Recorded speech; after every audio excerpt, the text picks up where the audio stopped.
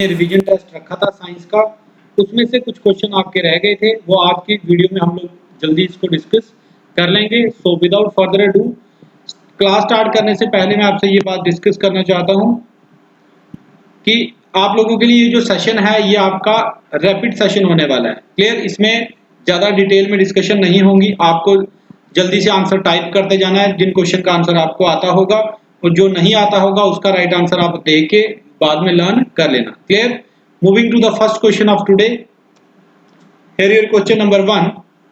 Question is which of the following is called blue vitriol. So students, last class में इसमें एक mistake हो गई थी, प्रिंटिंग मिस्टेक। इस क्वेश्चन का जो राइट आंसर मैंने वहां पे बता दिया था आपको, that was sulphuric acid, but ये इसका आंसर नहीं है। सल्फ्यूरिक एसिड को हम लोग बोलते हैं oil of vitriol. Clear?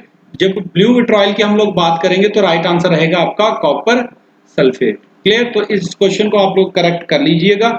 Moving to the next important question, here is next question, the element of an electric heater is made of। तो आपने बताना है इसमें से जो एलिमेंट कौन सा एलिमेंट से बना होता है आपका इलेक्ट्रिक हीटर। क्लियर? तो right options are nichrome, copper, aluminium, none of this. तो करिए इसका right answer. So student, right answer for this question is it's nichrome. Clear? तो हम लोगों ने पहले भी इसके बारे में डिस्कस काफी कर लिया हुआ है। जिन बच्चों ने पुरानी वीडियोस नहीं देखी हैं उसकी प्लेलिस्ट जो है अराउंड 8 वीडियोस उसमें है, वो मैं आपको डिस्क्रिप्शन बॉक्स में दे दूंगा। आप लोग वहां से जाके डिटेल में एमसीक्यूज के साथ उनकी डिस्कशंस को देख सकते हैं। Moving to the next question, next question is at what temperature are the temperature on Celsius and Fahrenheit. तो आपने बताना है सेल्सियस और फ़ारेनहाइट स्केल पे किस टेम्परेचर के ऊपर दोनों स्केल की वैल्यू जो है वो इक्वल आती है। क्लियर? तो मैंने ये चीज आपको डिटेल में बताई थी, क्या क्या इनके रिलेशंस होते हैं, इंक्लूडिंग केल्विन भी मैंने बता दिया था। तो आपने बताना इनमें से राइट आंसर क्या होगा। अब स्टूडेंट्स, आपको ये चीजें लर्न हो गई होनी चाहिए।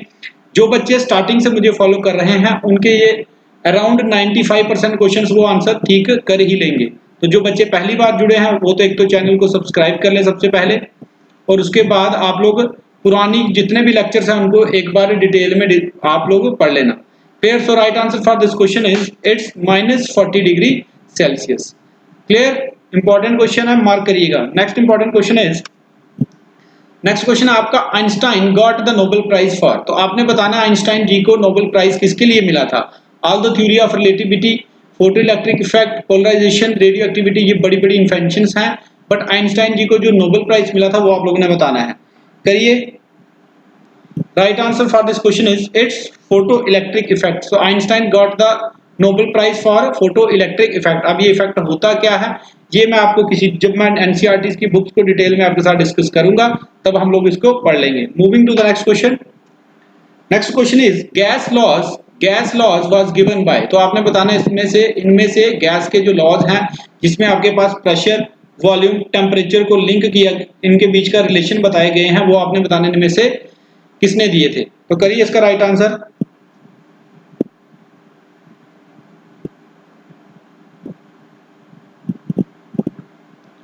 तो right answer for this question is it's Boyle. तो आपको बता देता हूं ये जो बॉयल्स के गैस लॉज हैं ये इन्होंने ही दिए हैं, यही इसका राइट आंसर होगा। Clear? Moving to the next question, very very very important question, इसको मार्क करिएगा। जितने भी आपके कांस्टेबल लेवल के एग्जाम्स हैं, इंक्लूडिंग आपका क्लास 4th का एग्जाम, जेकेएसएसबी अकाउंट असिस्टेंट हो गया आपका, जिसमें जनरल साइंस आपको पूछी जाती है, ये क्वेश्चन बहुत ज्यादा इंपॉर्टेंट अपने आप में बन जाता है। So right answer for this question is it's energy. Clear?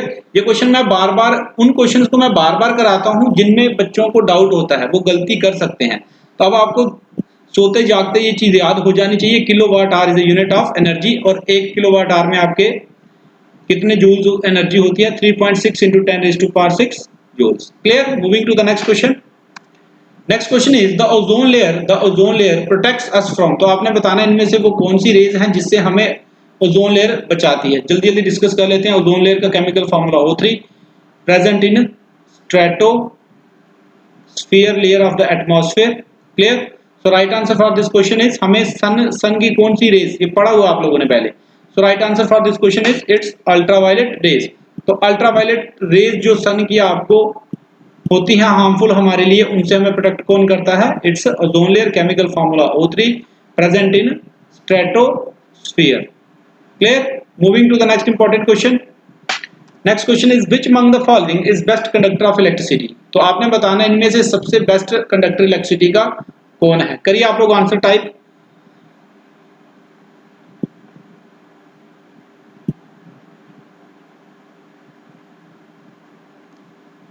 तो स्टूडेंट्स इस क्वेश्चन में अगर आप देखोगे ये सारे के सारे जो है बेस्ट कंडक्टर ऑफ इलेक्ट्रिसिटी हैं, और घरों में जो हम लोग ज्यादातर वायरिंग यूज करते हैं that is made up of copper. Clear? और जो बड़ी तारें आपने देखी होंगी जो ट्रांसफार्मर के साथ लगी होती हैं सिल्वर कलर की, दे आर एल्यूमिनियम। तो अब इनमें से सबसे ज्यादा जो बेस्ट कंडक्टर है वो कौन सा है? आपका silver. Clear? Silver and gold की जो इलेक्ट्रिक कंडक्टिविटी होती है वो ज्यादा होती है as compare to copper, but copper जो है हमें सस्ता पड़ता है, इसीलिए हम लोग ज्यादातर कॉपर का यूज करते हैं। क्लियर? आप लोग खुद सोचिए, गोल्ड और सिल्वर को आप कोई भी नॉर्मल आदमी जो है उसको अफोर्ड नहीं कर सकता। Clear? Moving to the next question. Next question is who discovered X rays. तो इसका आंसर आप लोग बताइए मेरे को कमेंट बॉक्स में। मैडम क्यूरी, आइंस्टाइन, रोइंगटन या फिर जे थॉमसन। करिए इसका right answer. I will be giving you 20 seconds for this question.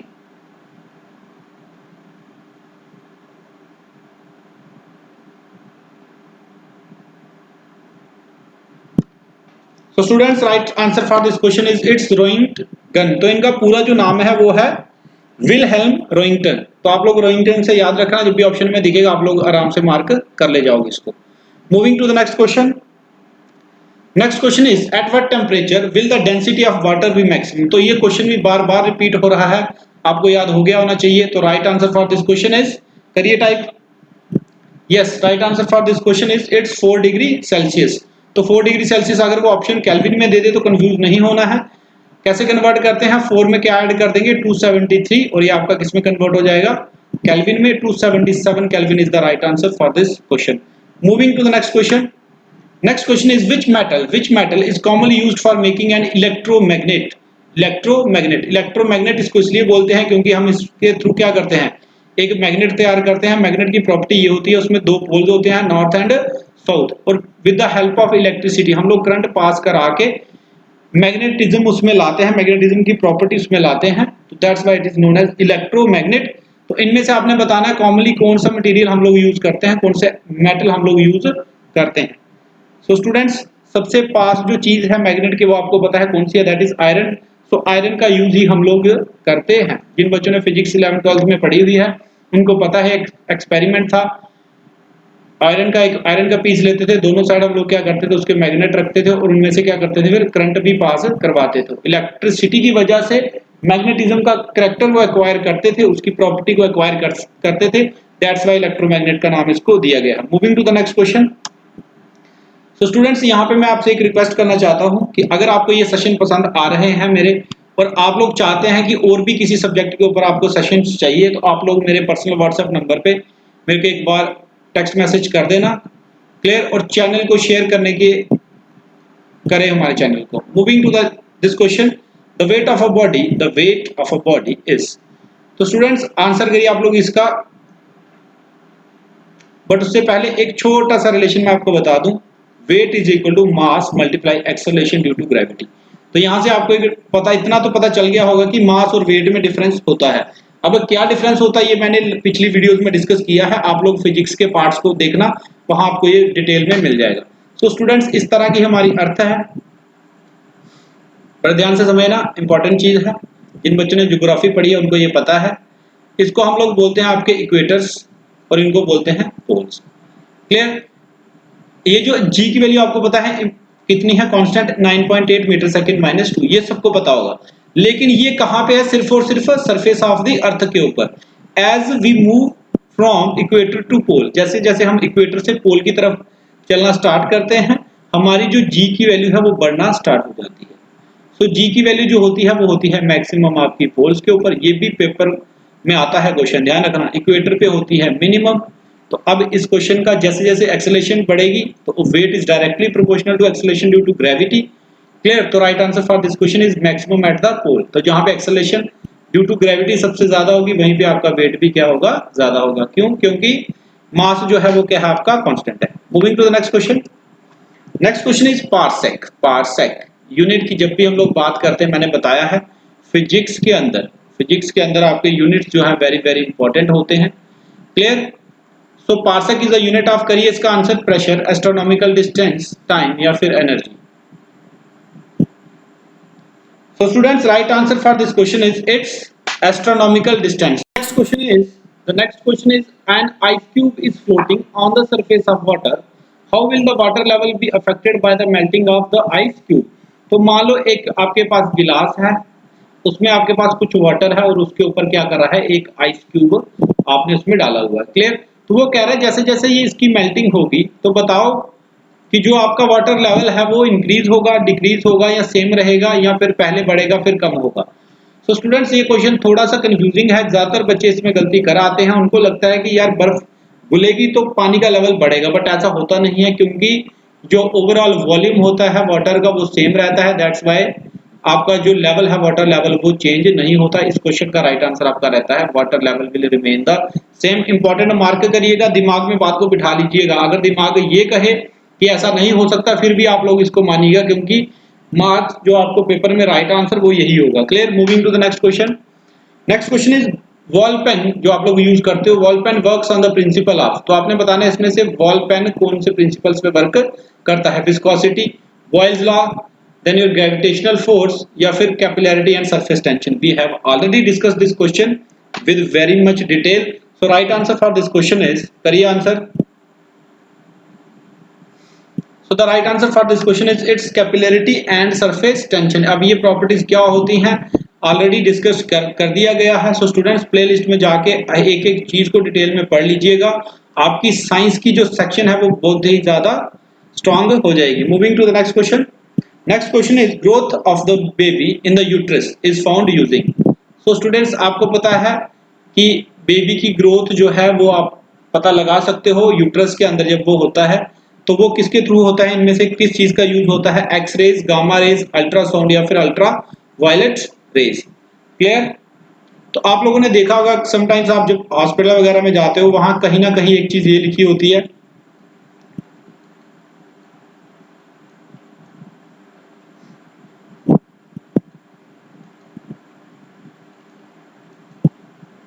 Sex determination is prohibited. तो वो होता कौन सा आपका, वो होता कौन सा डिपार्टमेंट है, वो आपका कौन सा डिपार्टमेंट होता है, दैट इज अल्ट्रासाउंड। तो बट जब बेबी की ग्रोथ जो हम लोग देखते हैं यूट्रस के अंदर वो भी किसके थ्रू होती है, आपकी अल्ट्रासाउंड के थ्रू। तो right answer for this question is it's ultrasound. Clear? Moving to the next question. Next question is nucleus of an atom contains. No we have come to the chemistry portion. So students, आपने बताना nucleus जो होता है atom का उसके अंदर क्या क्या होता है। इलेक्ट्रॉन्स होते हैं, प्रोटॉन, इलेक्ट्रॉन प्रोटॉन या फिर प्रोटॉन और न्यूट्रॉन। थोड़ा सा डिस्कस कर लेते हैं। आपको पता है सेंटर में न्यूक्लियस होती है एटम के और इलेक्ट्रॉन्स क्या करते हैं उसके इर्द गिर्द रिवॉल्व करते हैं। क्लियर? रिवॉल्व कौन करते हैं, इलेक्ट्रॉन्स। और प्रोटॉन्स और न्यूट्रॉन आपके किसके अंदर होते हैं, न्यूक्लियस के अंदर। So right answer for this question is it's protons and neutrons. Clear? अब ये प्रोटॉन किसने डिस्कवर किए थे, न्यूट्रॉन किसने डिस्कवर किए थे, इलेक्ट्रॉन्स किसने डिस्कवर किए थे, हर एक क्वेश्चन आपको इनके बारे में पता होना चाहिए। क्लियर? डिस्कस करा गया है, पीछे से आप लोग जाके देख सकते हैं। Moving to the next question. Next question is when magnesium ribbon is burned in air. जब आप मैग्नीशियम को बर्न करते हो, आपको पता है बर्निंग में कौन सी गैस रिस्पॉन्सिबल है, ऑक्सीजन। तो जो आपका उस टाइम बनता है मैग्नीशियम ऑक्साइड, उसका कलर कौन सा होता है। तो आपको पता है जनरली जो आपके ऐश होती है या तो ग्रेइश इन कलर होती है या फिर ब्लैक होती है, बट ये एक अलग केस है, इसमें जो आपका कलर रहता है ऐश का, दैट इज व्हाइट। याद रखने वाली चीजें हैं, छोटी छोटी चीजें, हर एक चीज जो है वो एनसीईआरटी की बुक्स में से ही उठाई जाती है। Clear? Moving to the next question. Next question is cooking gas mainly consists of. तो आपको पता है जो कुकिंग गैस आप लोग यूज करते हो उसमें कौन कौन सी गैसेस होती हैं, इनमें से मेनली वो आपने बताना है। तो करिए इसका राइट आंसर, टाइप करिए।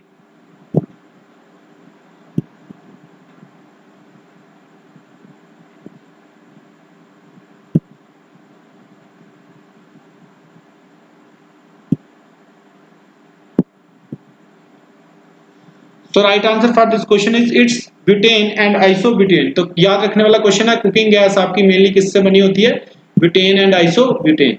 Moving to the next question.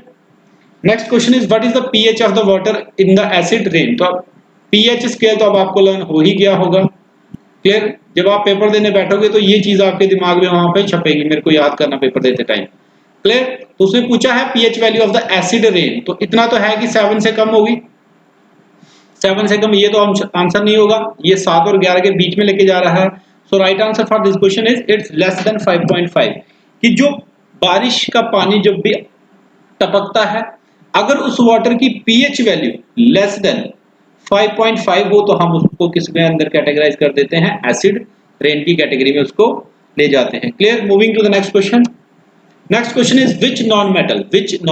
Students आपको पता है पीरियोडिक टेबल के अंदर चीजों को या तो मेटल या नॉन मेटल और या फिर मेटालॉइड्स की कैटेगरी में रखा गया है। क्लियर, तो आपने बताना इनमें से वो कौन सी नॉन मेटल है जो वाटर को डिसइंफेक्ट करने के लिए हम लोग यूज करते हैं। Options are chlorine, bromine, iodine and sulphur.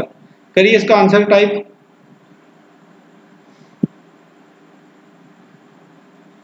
तो right answer for this question is it's chlorine. तो आपको पता है, आप लोगों ने स्कूल कॉलेजेस में आपको पता होगा वहां पे जो पानी वाली टंकी होती है, कई बार उसका टेस्ट जो है अजीब सा होता है, तो यही ऐड करी होती है उन्होंने, that is chlorine. Moving to the next question. Next question is which component is used to harden rubber in vulcanization process। Clear, तो स्टूडेंट्स कुछ चीजें होती हैं वो प्योर फॉर्म में आप लोग उसको यूज नहीं कर सकते, इसलिए क्या करते हैं हम लोग उनमें कुछ चीजें ऐड करते हैं ताकि उसको हम एक प्रॉपर वे में यूज कर सके। तो आपने बताना है रबर को हार्डन करने के लिए हम लोग किसका यूज करते हैं। Options are nitrogen, silicon, sulphur और अल्कोहल। करिए answer. Right answer for this question is it's sulphur. Clear, moving to the next question. Next question is a redox reaction। a redox reaction is one in which। तो आप करिए इसका answer, तब तक मैं discuss कर देता हूं थोड़ा सा।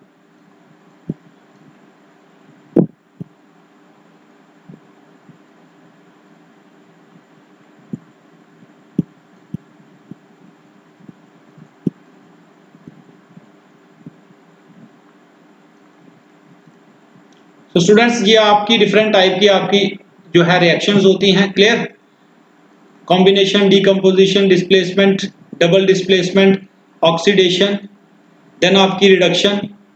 तो यहाँ पे हम लोग इनको डिटेल में ना जाते हुए डायरेक्ट बात करेंगे। रिडॉक्स रिएक्शन वो रिएक्शन होती है जिसमें आपकी ऑक्सीडेशन के साथ साथ रिडक्शन भी हो रही होती है। So right answer for this question is it's one substance is oxidised and while other is reduced. Reduce मतलब उसमें रिडक्शन हो रही होती है। Moving to the next question.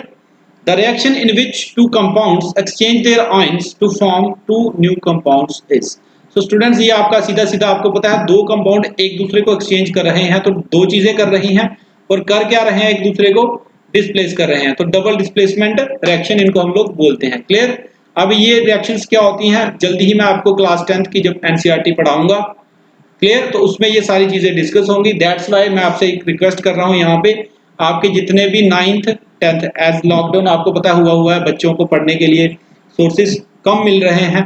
Clear, तो अगर वो वीडियोस से पढ़ना चाहते हैं तो आप लोग 9th 10th 11th 12th के स्टूडेंट्स को इसमें ऐड करिए और उनको एक अलग पर्सपेक्टिव मिलेगा। ऐसा नहीं है कि सिलेबस को क्रैम किया और वो एग्जाम पास कर लिया, उनको एक अलग पर्सपेक्टिव मिलेगा। ये आप लोगों ने देख लिया है अभी तक के लेक्चर्स में, तो आप उनको भी बोलिए कि अगर उनके पास कोई स्मार्टफोन है या किसी के फोन से भी अगर वो पढ़ सकते हैं तो वो यहाँ से चीजों को पढ़े। Clear, moving to the next question. Next question is commercial name आपने बताना है सोडियम बाइकार्बोनेट। सोडियम बाइकार्बोनेट या फिर इसको सोडियम हाइड्रोजन कार्बोनेट भी हम लोग बोलते हैं। इनमें से क्या होता है, washing soda, baking soda, soda ash या फिर ब्लीचिंग पाउडर। करिए इसका right answer. So students right answer for this question is it's baking soda. Clear, तो बेकिंग सोडा हो गया आपका सोडियम बाइकार्बोनेट। वॉशिंग सोडा आपका होता है सोडियम कार्बोनेट के साथ 10 मॉलिक्यूल्स ऑफ वाटर ऐड हुए होते हैं। ब्लीचिंग पाउडर होता है आपका calcium oxychloride. Clear, moving to the next question. Next question is the gas responsible for global warming. तो ग्लोबल वार्मिंग होती क्या है, आप लोग इसका आंसर करिए, मैं डिस्कस कर देता हूं जल्दी जल्दी। ग्लोबल वार्मिंग क्या हो रही है, डे बाय डे क्या हो रहा है, अब ये किसकी वजह से हो रहा है ये मैंने डिस्कस करा हुआ ऑलरेडी, आप लोग वहां से जाके देख सकते हैं। डे बाय डे क्या हो रहा है, अर्थ का जो टेम्परेचर है, अर्थ का टेम्परेचर है वो क्या हो रहा है, इंक्रीज हो रहा है, बढ़ रहा है। बस अर्थ के टेम्परेचर का, अर्थ के सरफेस का जो ओवरऑल टेम्परेचर है उसके बढ़ने को ही हम लोग क्या बोल रहे हैं, ग्लोबल वार्मिंग। कि ग्लोबली क्या हो रहा है, वार्म हो रहा है, ग्लोबली गर्मी बढ़ रही है। So right answer for this question is it's carbon dioxide. So carbon dioxide gas is mainly responsible for your global warming process. Moving to the next question. Next question is which of the following is used for preparing matchsticks? So students, माचिस आप लोगों ने सबने देखी हुई है, करिए इसका आंसर। इसके साथ एक और ऑप्शन ऐड कर देते हैं, ब्लैक फास्फोरस। ये मैं इसलिए डाल रहा हूं क्योंकि अगर पेपर में ये आपको ब्लैक फास्फोरस दिखता और आपने ये चीज नहीं पढ़ी होती तो आप पक्का ब्लैक फास्फोरस आंसर करके आ जाते। सो स्टूडेंट्स, आपने ध्यान रखना है, ऑल्दो उसका जो कलर ब्लैक भी होता है, जो उसके आगे लगा होता है, जो मतलब एक्चुअली बर्न करता है, क्लियर। और कईयों में क्या होता है, रेड भी होता है, बट वो जो सब्सटेंस होती है उसको लगी हुई, वो हमेशा कौन सी होती है, रेड फास्फोरस हम लोग उसको बोलते हैं। याद रखना, इंपॉर्टेंट क्वेश्चन है, इसको मार्क करिएगा, नोट करके रख लीजिएगा। Moving to the next question. Next question is which of the following is good conductor of electricity? So students, आपको पता है metals are good conductor of electricity, non metal bad conductor है, exception इसमें graphite की है। So right answer for this question is it's iron, clear. Iron is a good conductor of electricity. Moving to the next question. So that's all for the today. So students, आज की short video में चीजों को मैंने थोड़ा सा rapid रखा हुआ है क्योंकि लास्ट क्लास में बच्चे कह रहे थे कि रिवीजन क्लास में सर आपको ज्यादा डिटेल में हमें नहीं बताने की जरूरत है, उसके लिए हम लोगों ने ऑलरेडी वीडियोस देखी हुई हैं। तो जिन बच्चों ने वो वीडियोस नहीं देखी है वो प्लेलिस्ट में जाके उनको पूरा डिटेल में देखेंगे और आप लोग उनको पढ़ने के बाद आपको फील होगा कि यस, अब मुझे साइंस में कॉन्फिडेंस आ रहा है, चीजें आसान लग रही हैं। सो स्टूडेंट्स, आपको एक बार फिर यही रिक्वेस्ट है कि चैनल को सब्सक्राइब करवाएं अपने फ्रेंड से, लेकिन सीरियस कैंडिडेट्स जो तैयारी करना चाहते हैं, क्लियर। सोशल मीडिया हैंडल्स का भी लिंक आपको डिस्क्रिप्शन बॉक्स में मिल जाएगा, आप लोग हमें वहां पे लिंक कर सकते हैं। So thank you everyone for watching this session. God bless you all guys.